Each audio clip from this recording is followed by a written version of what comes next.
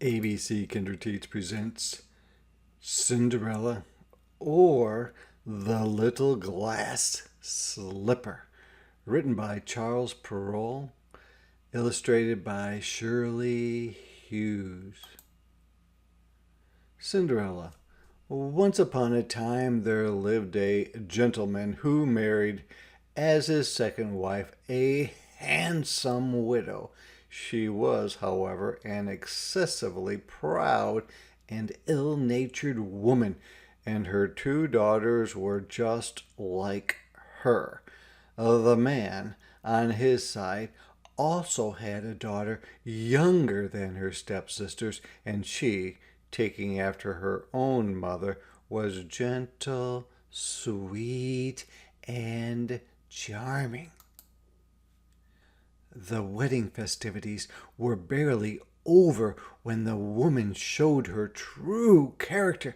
She began to ill-treat her stepdaughter, whose beauty and goodness made her own daughters seem all the more unattractive. The poor child was given all the rough household tasks to do, and while her stepsisters were surrounded with every comfort and luxury and lived a life of ease, the younger girl swept and dusted their rooms, washed the dishes, scrubbed the floor and steps, and worked from morning till night. Her room was a wretched attic at the top of the house, and her bed a mattress filled with straw. She bore all this hardship with patience, not daring to complain to her father lest he should scold her, for he was quite under the thumb of his new wife. In the evening, when her work was finished, the poor girl would sit in the chimney corner among the ashes and embers for warmth, and because of this she was called Cinderella.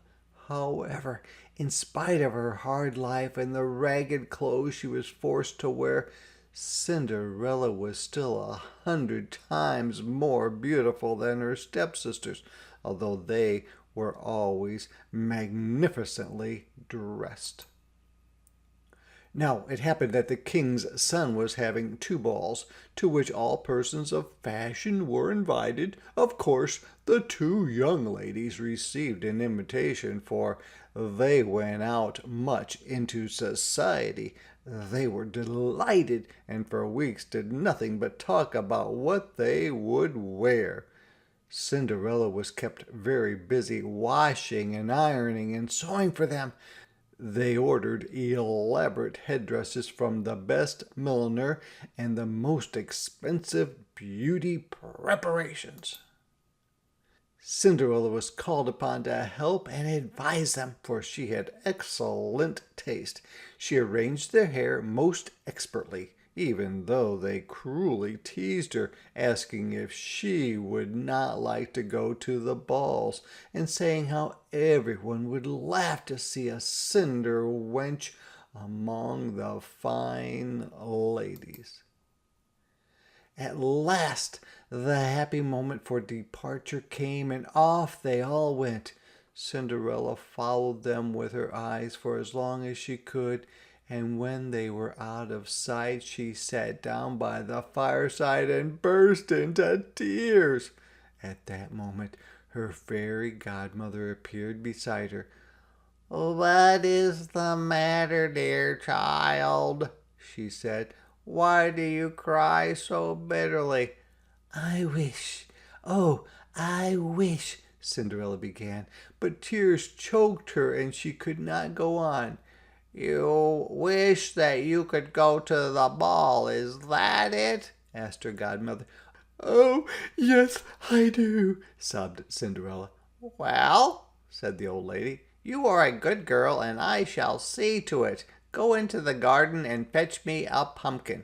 Cinderella did as she was bid and brought the largest pumpkin she could find, but wondering all the while what use it could be. Her godmother scooped out the inside, leaving nothing but the rind, and then touched it with her wand. Instantly it became a splendid golden coach. After that she looked in the mousetrap and found there 6 live mice. She told Cinderella to lift up the trap door gently, and as the mice ran out one by one, she tapped each one with her wand, and it was turned into a horse. So here was a team of 6 dapple gray carriage horses, only needing a coachman. "I'll go and look at the rat trap," said Cinderella. "If there is a rat in it, we'll make a coachman of him." "You are right," said her godmother. "Go and see." There were 3 rats in the trap. The old lady chose the one with the longest whiskers, and at the touch of her wand it became a fat, jolly coachman with splendid mustaches. Then she told Cinderella to fetch the 6 lizards she would find behind the water butt. These were changed into 6 footmen wearing smart livery, who at once climbed up behind the coach as though they had done nothing else all their lives. "There now," said her godmother, "you have your coach and all that is necessary to go to the ball. Are you pleased?" "Oh, yes, dear godmother," answered Cinderella. "But must I go dressed as I am in these ugly, ragged clothes?"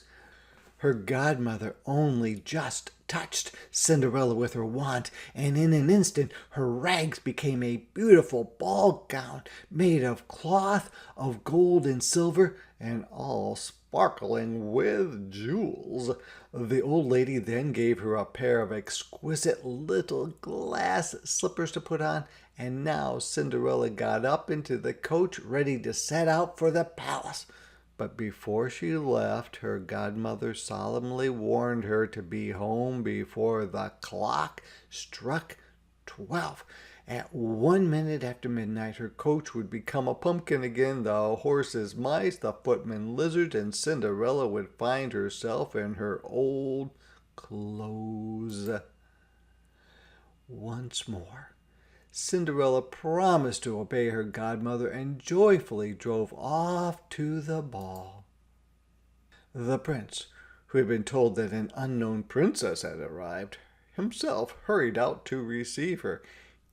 He gave her his hand as she alighted from the coach and led her into the great hall where all the guests were dancing. When Cinderella entered the ballroom, there was a moment's complete silence. Talking ceased. The dancers stood still, and the violinist stopped playing. Then there was a growing murmur. "Oh, how beautiful she is! How beautiful she is!" Even the old king gazed on her with delight and said softly to the queen that it was many years since he had seen such a lovely young creature. All the women carefully studied her appearance in every detail with the intention of dressing in the same way themselves, if such materials and clever dressmakers could be found. The prince led Cinderella to a place of honor, and later he danced with her. A splendid supper was served, but the prince was so lost in admiration of her grace and beauty that he could eat nothing. Cinderella went and sat with her sisters and was most gracious and pleasant, even sharing with them fruit that the prince had given her. This kindness astonished them, for they did not recognize her. Then Cinderella heard the clock strike 11 3/4, so she got up, made a curtsy to the company, and quickly left the palace. She found her godmother waiting for her at home. After thanking her for a happy evening, she pleaded to be allowed to go again to the ball next day, since the prince had particularly asked her. While she was telling her godmother everything that had occurred, her sisters returned. The fairy vanished, and Cinderella went to open the door. "You are very late," she said, yawning and rubbing her eyes, as if she had just that moment woken up, although in truth she had not for one moment during their absence thought of sleep. "If you had been to the ball," said one of the sisters, "you would not have wished to leave any earlier. The most beautiful princess in the world was there." "Yes," said the other, "and she sat by us and was very attentive." Cinderella feigned indifference, but asked the name of the princess. "No one knows," they answered, "and the king's son would give the world to find out who she is." At this, Cinderella sighed and said, "How I wish I could see the beautiful princess." The next evening, the two sisters went again to the ball. Cinderella was there too, and was dressed even more splendidly than before. The prince was constantly by her side, paying her compliments and speaking tender words to her. He danced with no one else all evening. Cinderella was so happy that the time passed all too quickly, and she forgot her godmother's warning. The clock began to strike. It could only be 11, she thought, but it was 12 o'clock. Cinderella jumped up and ran swiftly as a deer. The prince followed her, but did not catch her. In her flight, Cinderella dropped one of her little glass slippers, and this the prince picked up carefully and carried, while he hunted everywhere for her in vain. The guards were questioned, but none had seen the princess leave. Cinderella arrived home quite out of breath, without coach or footman, and in her old clothes. Nothing was left of her finery but a little glass slipper, fellow to the one she had dropped. When her stepsisters returned, Cinderella asked if the strange princess had been at the ball. "Yes," they answered, "but she left as soon as the clock struck midnight, and in such haste that she dropped one of her little glass slippers. The prince has it."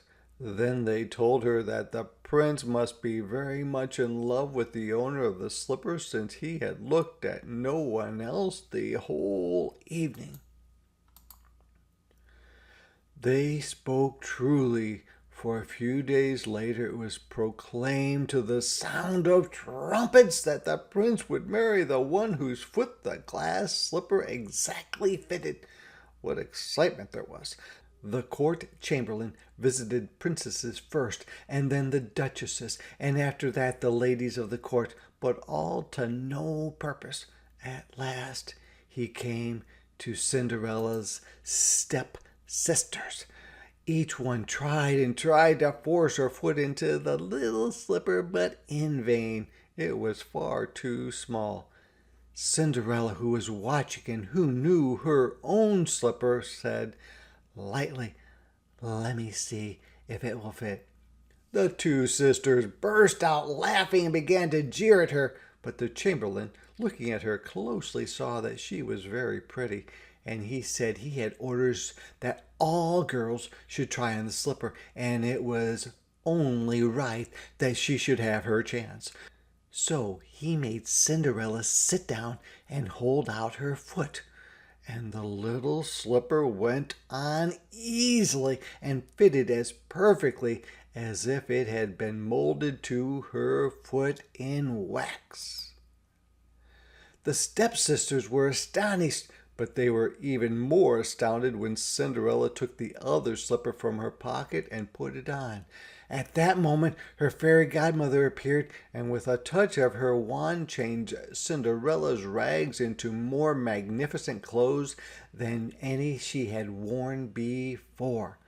Then the stepsisters knew that Cinderella was the beautiful princess they had seen at the ball. They fell on their knees before her to beg forgiveness for their harsh and unkind treatment. She raised them up, and as she kissed them, said that she forgave them with all her heart and hoped they would always love her. Cinderella was conducted to the prince. Their wedding took place the very next day. Then Cinderella, who was as good as she was beautiful, brought her sisters to the palace and soon married them to two noblemen of the court.